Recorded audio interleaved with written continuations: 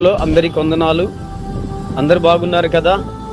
మీరందరూ బాగుండాలని మీకోసం మేము ప్రతిరోజు ప్రార్థన చేస్తున్నాం.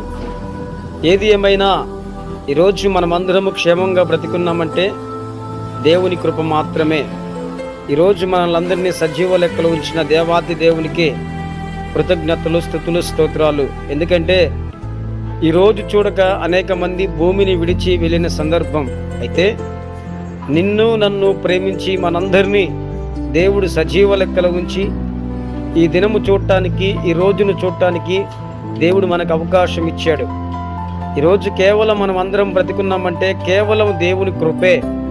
ఆయన కృపను బట్టే ఈ రోజున మనం అందరము సజీవంగా ఉన్నాం. ఎన్నో ప్రమాదాలు, ఎన్నో ఇబ్బందులు, ఎన్నో ఇరుకులు, ఎన్నెన్నో ప్రమాదాలు మనల్ని వెంటాడినప్పటికీ దేవుని మహాకృప ఈరోజు మనల్ందరినీ సజీవంగా లెక్కలో ఉంచాలని ఆనాటి ప్రణాళిక ప్రకారమే ఈరోజు మనల్ందరినీ సజీవ లెక్కలో ఉంచాడు.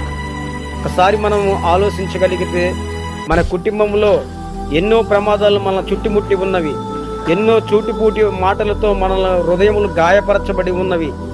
ఎన్నో ఆర్థికమైన ఇబ్బందులతో మనము చాలా బాధలు భరిస్తున్న సమయంలో కూడా దైవ సేవకుల ద్వారా దేవుడు మాట్లాడటం, దైవ సేవకుల ద్వారా దేవుడు వాక్యం ద్వారా ప్రతి ఒక్కరితో మాట్లాడటం, ఆ వాక్యాలను బట్టే ఈరోజు మనం అందరం సజీవంగా ఉన్నామని నేను నమ్ముతున్నాను, నేను విశ్వసిస్తున్నాను.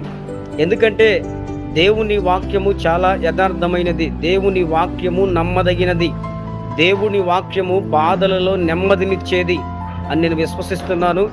నిజంగా దేవుని మహాకృప, దేవుని వాక్యం వింటుంటే ఓ తెలియని సంతోషం, ఓ తెలియని ఆనందం కలుగుతూ ఉంటుంది. ఎందుకంటే పడిపోయిన స్థితిలో మనం ఉన్నప్పటికీ, కృంగిపోయిన స్థితిలో మనం ఉన్నప్పటికీ, ఇక నా పని అయిపోయిందిలే అనుకునే స్థితిలో మనం ఉన్నప్పటికీ దేవుని మహాకృప, ఆయన బాహువు, ఆయన తోడు, ఆయన హస్తము మనకు తోడుగా ఉండి ప్రతి విషయంలో మనకు సహాయం చేయబట్టే ఈరోజు మనం సజీవ లెక్కలో ఉన్నామని నేను నమ్ముచున్నాను.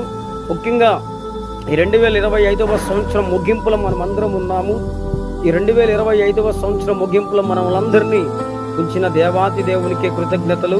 అలానే ఈ క్రిస్మస్ని ఎలా పండగలాగా చేసుకోవడం కాదు, కానీ నిజమైన క్రిస్మస్గా మనం జరుపుకోవాలని, నిజమైన క్రిస్మస్ అనగా నీ హృదయంలో ప్రభువుని చేర్చుకోవాలని, నీ హృదయంలో ప్రభు ధ్యాసే తప్ప వేరే ఒకరికి ధ్యాస ఉండకూడదని ప్రేమపూర్వకంగా ఈ ఉదయకాల సమయంలో దేవుడు మాట్లాడుతున్నాడు. నిజంగా క్రిస్మస్ జరుపుకున్న వారికి నిజంగా దేవుణ్ణి గుర్తించాలి, నిజంగా అది యెహోవా ఉత్తముడని రుచి చూసి తెలుసుకోవాలనే దేవుడు మాట్లాడుతున్నాడు. అందును బట్టి ప్రభునామానికి మహిమ కలుగును గాక. ఇప్పటి వరకు సజీవ లెక్కలు వచ్చిన